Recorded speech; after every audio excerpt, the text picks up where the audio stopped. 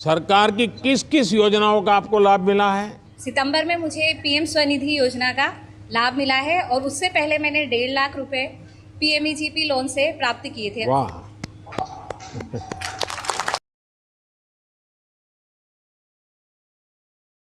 Welcome guys, card pouch channel में एक बार फिर से आप लोगों का स्वागत है। और जैसे कि आप देख पा रहे होंगे कि अभी हमारे सामने जो है एक prime minister employment generation programme का एक पूरा फॉर्म खुला हुआ है। अब बारी आती है कि ये फॉर्म खुला क्यों है और आखिर इस फॉर्म से होगा क्या। तो बता दूं, यहां से आपको मिल सकता है 25 लाख और उससे भी ज्यादा तक का लोन अपने बिजनेस के लिए। और अगर आप एक ऐसा बिजनेस बनाना चाहते हो, एक ऐसा बिजनेस क्रिएट करना चाहते हो जिससे ज्यादा से ज्यादा लोगों को नौकरी मिले, रोजगार मिले, तो इन सभी कामों के लिए जो है आप इस लोन का बहुत अच्छे तरीके से इस्तेमाल कर सकते हो। ये लोन आप सभी लोगों के लिए ही है, लेकिन ध्यान रहे कि इस लोन को बिना रिजेक्ट हुए अगर आपको पाना है, ये तरीके का गवर्नमेंट है, गवर्नमेंट योजना के तहत आपको मिलता है, गवर्नमेंट सब्सिडी के तौर पे भी आपको मिलता है। यहाँ पे आप अगर आप लोग लोन लेते हो तो आपको 25 लाख रुपए तक के लोन पे मान लो कि 25 लाख रुपए तक का लोन अगर आपको मिला ही है तो 35% तक के आपको इसमें जो है छूट भी देखने को मिल सकता है। जी हाँ, छूट भी मिलेगा, यानी कि उतना लोन तो आपका माफ भी हो जाएगा। जो लोन चुकाने का समय वो भी बहुत ज्यादा है, जो उसका ब्याज दर है वो भी काफी अफोर्डेबल, कहा जाए तो काफी कम है। तो इतनी सारी फैसिलिटीज जो आपको देखने को मिल रही है, तो बारी आती है कि इसको आवेदन करेंगे तो करेंगे कैसे। तो ये चीज जानने के लिए आपको इस वीडियो को अंत तक दिखना पड़ेगा। और बता दें कि आज की वीडियो में हम बात करने वाले हैं कि कैसे आप जो है स्टेट बैंक ऑफ इंडिया, यानी भारत के नंबर 1 बैंक यानी स्टेट बैंक ऑफ इंडिया में, जिसका बहुत ज्यादा लोगों का जिस बैंक में खाता है, उस खाते के माध्यम से जो है कैसे पीएमईजीपी लोन के लिए आप आवेदन कर सकते हो। वीडियो पसंद आती है तो इस चैनल को सब्सक्राइब जरूर करें। एंड शुरू करते हैं वीडियो को। और वीडियो को शुरू करने से पहले वीडियो भी पसंद आए तो वीडियो को लाइक करें, शेयर करें एंड कॉमेंट बॉक्स में लिख के बताना कि आप लोग किस जगह से हमारी इस वीडियो को वॉच कर रहे हो। तो शुरू करते हैं वीडियो को और बात करेंगे यहाँ पे लोन लेने के लिए। तो जैसे कि आपको बता दें, बात करते हैं तो एक सेकंड यहाँ पे वीडियो कंप्लीट में एक्सपांड करता हूँ। तो जैसे कि अगर हम यहाँ पे आपको बता दें कि ये होती है हमारी वीडियो, जैसे कि आप देख पा रहे हैं, उसकी 8 क्लास तक एटलीस्ट उसने स्टडीज की हो। ये होती है हमारी वीडियो के जस्ट नीचे ये होता है टाइटल पे आप लोग जैसे क्लिक करोगे, जो भी आप देख सकते हो, जैसे आप टाइटल पे क्लिक करोगे, इस पे टाइटल पे क्लिक करने के साथ ही जो आपका डिस्क्रिप्शन बॉक्स है वो खुल जाएगा। जैसे डिस्क्रिप्शन बॉक्स खुल जाएगा तो यहाँ पे आपको देखने को मिलेगी एक वेबसाइट लिंक करके देखने को मिलेगा। तो इस लिंक पे आपको सिंपल करके कर देना है। यहाँ पे बाकी प्रोडक्शन एंड कोऑपरेटिव सोसाइटी के अंदर आता है। तो जैसे ही आप लोग वेबसाइट लिंक पे क्लिक करेंगे सीधा पहुंच जाएंगे लोन पावर की ऑफिशियल वेबसाइट पे। यहाँ पहुंचने के बाद सबसे पहले उन लोगों के लिए बताना चाहता हूँ जिनका जो ये वीडियो को मोबाइल फोन पे देख रहे हैं, क्योंकि यहाँ पे जो लोग लैपटॉप वगैरह पे देख रहे हैं तो उनके लिए तो ये जो कैटेगरीज है वो इजीली वैसी मिलेगी। बट यहाँ जो लोग मोबाइल फोन पे देख रहे हैं, सबसे पहले आपको मेन्यू बार के ऑप्शन को अनेबल करना होगा, जिसके लिए यहाँ पे आपको 3 बार्स का ऑप्शन मिलेगा। 3 बार्स के ऑप्शन पे क्लिक करने के बाद यहाँ पे आपको एमएसएमई लोन पे क्लिक कर लेना है, क्योंकि ये जो पीएमईजीपी लोन है ये एक तरीके के एमएसएमई लोन का ही हिस्सा है। तो यहाँ पे जैसे आप एमएसएमई लोन के ऑप्शन पे क्लिक कर लोगे तो आपको जस्ट नीचे जाना है। और नीचे जाने के बाद यहाँ पे आपको बहुत सारे बैंक्स के बारे में जानकारी मिलेगी कि कैसे एमएसएमई लोन लेंगे, कौन से बैंक से मिलेगा, मुद्रा लोन क्या होता है, स्वनिधि, क्योंकि एमएसएमई लोन के अंदर ही ये सारे लोन आपके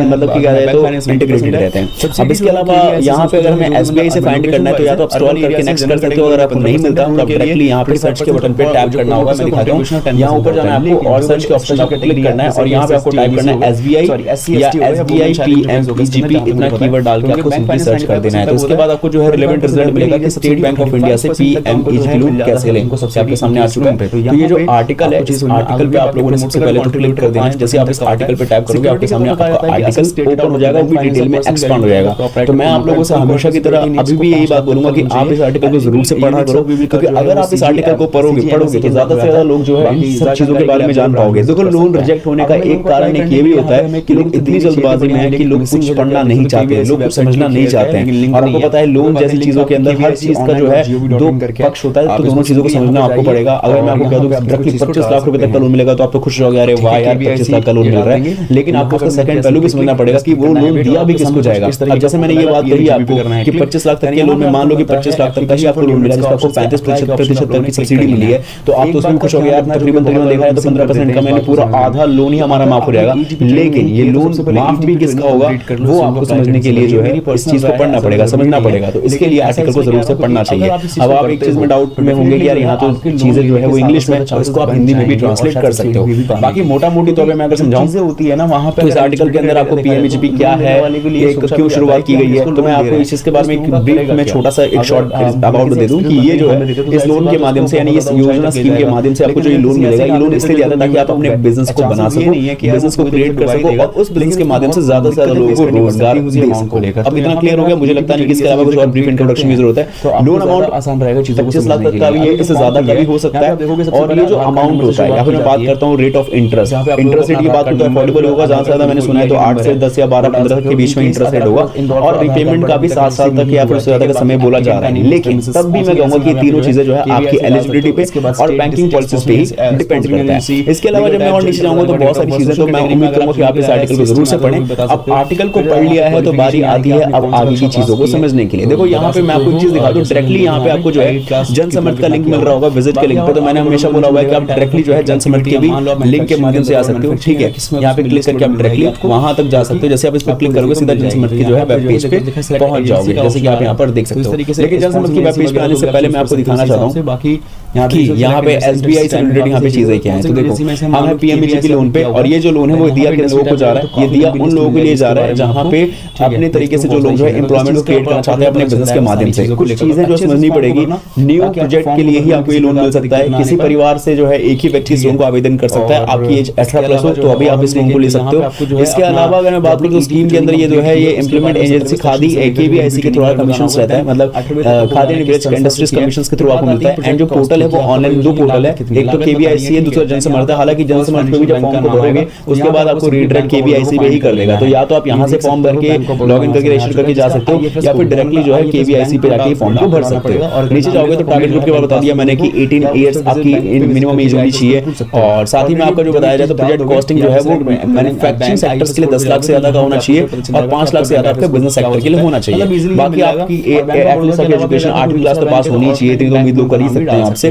और एग्जिस्टिंग यूनिट्स की अगर हम बात करते हैं तो PMRY, REGP और ये सारी चीजें जो है आपको बता दी गई है। And project without capital expenditure जो है are not eligible for this financial scheme. याद है कि यहाँ पे जो जिसका प्रोजेक्ट जो है विदाउट कैपिटल एक्सपेंडिचर होगा तो वो एलिजिबल नहीं माना जाएगा। बाकी cost of the land should not be included the project cost, ठीक है। यहाँ पे आपकी जो है जमीन का कीमत वगैरह क्या है वो सब इसके अंदर जो है नहीं आता आपके प्रोजेक्ट कॉस्ट के अंदर। केवल यहाँ पे केवल rental cost of ready built as well as long lease और रेंटल वर्क होगा। Shed workshop can be included in the project cost subject to a cost of ready built as well as lease और rental. बाकी यहाँ पे जो है जिस चीज के लिए आप लोन ले जैसे कि PMEGP is applicable to all new variable micro enterprise industry including village industries और बहुत सारे लोगों के लिए PMEGP लोन। कुछ चीजें जो आपको समझनी भी पड़ेगी कि नेगेटिव लिस्ट में क्या क्या चीजें हैं, तो वो आपको देखना पड़ेगा। ऐसा आप लिखा हुआ है कि authorising keeping view environment of socio economic factors and activities indicated in the negative list of the guidelines. बाकी ट्रेडिंग एक्टिविटीज के लिए क्या है वो देख लेना। यहाँ पे लोन अमाउंट मैक्सिमम देखो देखो maximum cost of the project unit admission under manufacturing sector is 50 lakhs and the maximum cost of the project unit as admissible under the business sector is 20 lakhs, ठीक है। तो यहाँ पे एक चीज बता देना चाहता हूँ कि यहाँ पे जो अमाउंट बोला गया है तो यहाँ पे इसको लोन क्वांटम समझे कि यहाँ पे maximum cost of the project use की बात की गई है, ठीक है। तो यहाँ पे हो सकता है कि 25 लाख से ज़्यादा का लोन मिल जाए। मैंने ऐसे ही कहा था 25 लाख से ज़्यादा का भी मिलता है, 50 लाख भी हो सकता है, ठीक है। इसके अलावा मार्जिन की हम बात करें तो जनरल कैटेगरी के लिए यहाँ पे 10% होगा, और वहीं स्पेशल कैटेगरीज के लिए जो है 5% तक का मार्जिन बताया जा रहा है। बाकी जो रीपेमेंट है वो 3 से 7 साल के बीच में, पर मैं अगेन कहता हूँ कि बैंकिंग पे डिपेंड करता है। ROI जो है वो बता ही रखा है।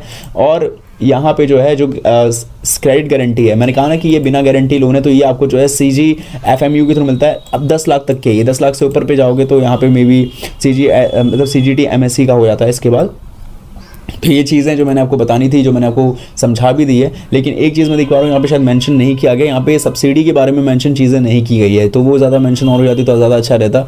लोन क्वांटम वगैरह मेंशन कर रखा है और वो चीज़ें नहीं, तो मुझे कहीं ना कहीं सही नहीं लगा, बट ठीक है कोई बात नहीं। अब मैं से थोड़ी सी और KVIC के पोर्टल पे हम जैसे यहाँ से लेंगे, देखो यहाँ पे क्लिक हेयर पे जाओगे या फिर यहाँ पे KVIC पे जाओगे, सीधा आपको वहीं ले जाएगा, ठीक है। यहाँ पे आपको मिलेगा PMEGP का मेन सेक्शन, तो PMEGP के मेन पे चले आओगे। अच्छा देखो, जिन लोगों को लग रहा है कि यहाँ पे जो सब्सिडी वाला जो चीज़ है वो क्या है, तो देखो सब्सिडी बेसिकली ये है कि यहाँ पे अगर आप जनरल कैटेगरी से आते हो तो यहाँ पे अर्बन और रूरल एरियाज में से आप लोन लोगे, मतलब कि लोकेशंस वाइज से लोन लोगे, ठीक है। तो उसके हिसाब से यहाँ पे सब्सिडी दी जाएगी। मैं सीधा बताता हूँ मोटा मोटी तौर पे, तो 35% तक की जो 35% तक की जो सब्सिडी वो किन व्यक्ति को मिलेगी, वो मिलेगी स्पेशल कैटेगरी वालों को। अब आप ये मत समझना स्पेशल कैटेगरी में आते हैं विकलांग वगैरह या PWD कैटेगरी, सिर्फ ये नहीं है, मतलब इंक्लूडिंग ये भी है।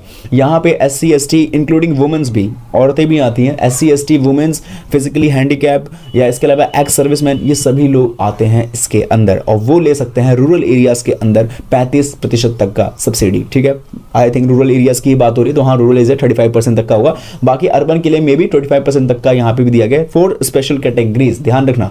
बाकी जनरल वालों के लिए भी कोई सब्सिडी स्कीम है तो आपको ज़्यादा जानकारी के लिए आप उसके बारे में रिसर्च कर सकते हो। ठीक है, यहाँ पे आने के बाद आपको जो है अप्लाई फॉर न्यू यूनिट के ऑप्शन पे क्लिक कर देना है और अगेन से इस फॉर्म को जो है भरना होगा। ये फॉर्म को भरना बहुत आसान है। मैं अगेन बता देता हूँ कि इस फॉर्म में ज़्यादा कुछ खास नहीं है और देखा जाए तो सिर्फ ज़्यादा से ज़्यादा आधार कार्ड के बारे में चीज़ें हैं और पैन कार्ड से रिलेटेड चीज़ें हैं, बहुत लीस्ट डॉक्यूमेंट का काम बन रहा है। लेकिन अगर आपने ईडीपी ट्रेनिंग यानी एंटरप्रेन्योरशिप डेवलपमेंट प्रोग्राम कंप्लीट नहीं किया है तो कंप्लीट करके ही इस फॉर्म को जरूर से भरें। 2 वीक का या 2 वीक से ज़्यादा का आई थिंक होता है डीईटी ट्रेनिंग, क्योंकि इसको करने से क्या होगा ना कि जो भी लोन देने वाला बंदा है या लोन का आपके जो रिव्यू करेगा प्रोजेक्ट रिपोर्ट के हिसाब से आपके जो लोन एप्लीकेशन फॉर्म को रिव्यू करेगा वो समझ पाएगा एक चीज़ को कि ये बंदा एक्सपीरियंस है तभी इस लोन को लेना चाहता है।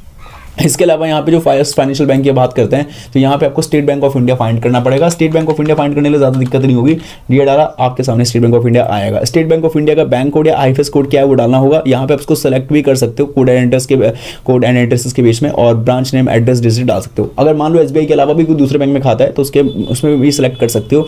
बाकी ये चीज़ें हो गई हैं। सेव एप्लीकेशन डेटा पे क्लिक करना है, कुछ अपलोड करने की बारी आएगी तो अपलोड कर देना। I think PMEGP score card की भी बारी आएगी तो वो भी कर सकते हो।